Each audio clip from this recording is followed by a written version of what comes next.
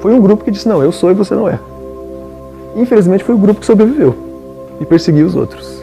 Tudo bem? Então, estamos claros nesse sentido, né? Então, esse é um primeiro olhar só para a gente conseguir romper com a ideia de que aquilo que nós conhecemos é o certo. É por isso que eu estou falando isso. Eu não estou querendo só atacar os ortodoxos, né? Estou falando isso para que vocês entendam que o que vocês consideram certo não é certo. O que vocês consideram certo é uma visão. Nem certa nem errada, é uma visão. De centenas de outras.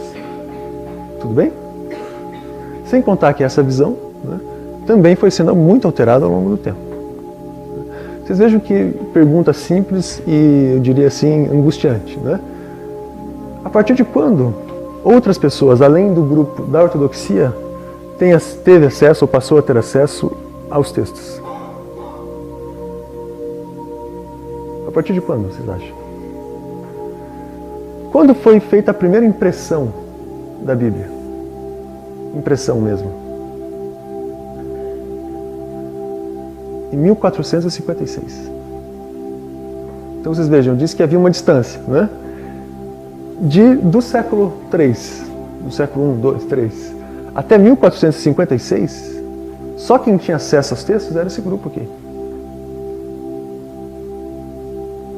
1456. Que foi quando Gutenberg inventou a prensa. Né? Então surgiu a imprensa, né? A prensa móvel. Até esse momento, todas as cópias que existiam eram cópias manuais. Mas quem fazia as cópias? Quem fazia as cópias?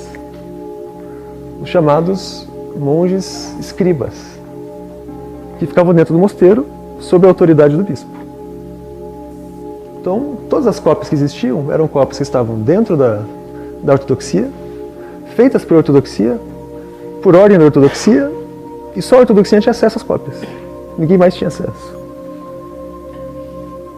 Ou seja, quando nós dizemos que há um espaço entre nós e a mensagem cristã, é porque há um grande espaço.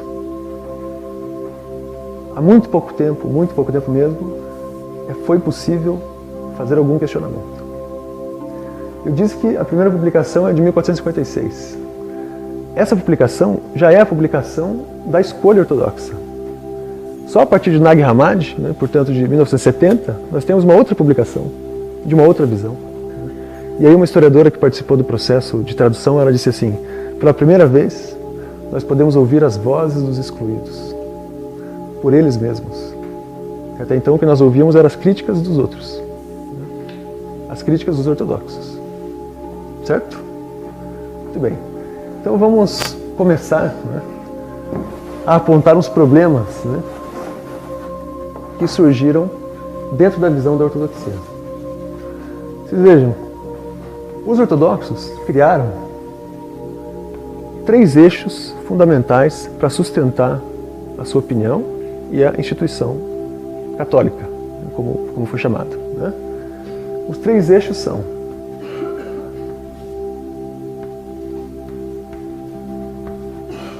o credo, o clero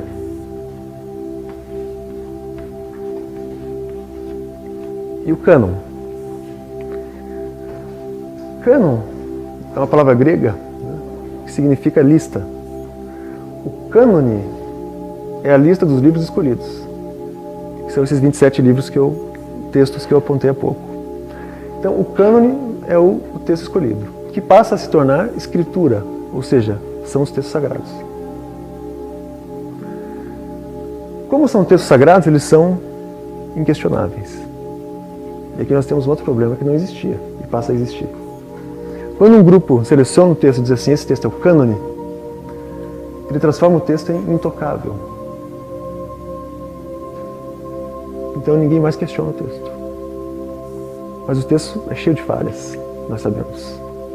Sabemos que o texto não só é cheio de falhas, como o texto é uma opinião só. Então quando você diz que o texto é inquestionável, você cria um congelamento das ideias. E isso aqui, esse processo que eu estou colocando, ele já começa a acontecer no ano de 90, 100. E ele se consolida ao longo de todo o século II e III. É muito rápido. É um processo de distorção muito rápido. final do século I, século II, século III, já está consolidada a ortodoxia. E, com o cânon, o início do congelamento das ideias. Os bispos que formavam esse grupo aqui, eles diziam que a autoridade deles vinha de uma sucessão direta dos apóstolos. Por isso, não se podia questionar o cânon. Que seriam textos dos apóstolos, que não eram, né? E, portanto, você não toca nos apóstolos. E não toca nos sucessores dos apóstolos, somos nós, os bispos. Né? Ou seja, você congelou completamente a interpretação da mensagem cristã. Parou no tempo, congelou em uma fatia só. E ainda criou um processo que não existia, né? Que é o processo de sacralização dos apóstolos. Os apóstolos são inquestionáveis. Os apóstolos são homens como todos os outros. Tinham opiniões diferentes como todos os outros. Vocês acham que é interessante, não é? Em 40, muito pouco depois, né? Muito pouco tempo depois da crucificação, né? Já há um grande debate entre Paulo de Tarso e Tiago. Esse debate acontece em Jerusalém. Porque Tiago entendia que, sendo o cristianismo a continuação do judaísmo, só os judeus poderiam participar. Então, ou seja, se você não era judeu e queria ser cristão, você teria que ser circuncisado. E além de ser circuncisado, você teria que seguir toda a dieta dos judeus e seguir toda a lei judaica. Ou seja, eu estou dizendo para vocês que em 40, ou seja, 10 anos após, mais ou menos, né, a crucificação, já está havendo uma distorção absurda. Uma mensagem que era para ser universal, já tem alguém querendo dizer que não, ela não é universal, ela é só dos judeus. Então vamos agradecer Paulo de Tarso, que foi ele que conseguiu fazer com que isso não acontecesse.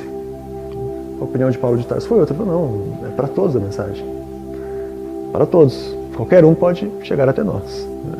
Qualquer um pode ser cristão. Então é só para a gente começar a pensar que as distorções elas são inúmeras. É preciso ter o senso crítico para avaliá-las. Né? Então vejam, esses 3 eixos aqui, que foi criado por ortodoxia, né? O credo. O que é o credo? Né? É uma regra de fé. Uma regra de fé. Que é construída dentro de rituais. Então você tem o batismo, você tem a Eucaristia e todos os outros rituais que compõem a ortodoxia, que todo mundo conhece pela tradição. Né? Isso foi criado, isso não existia. Esses rituais não existiam. Não era obrigatório.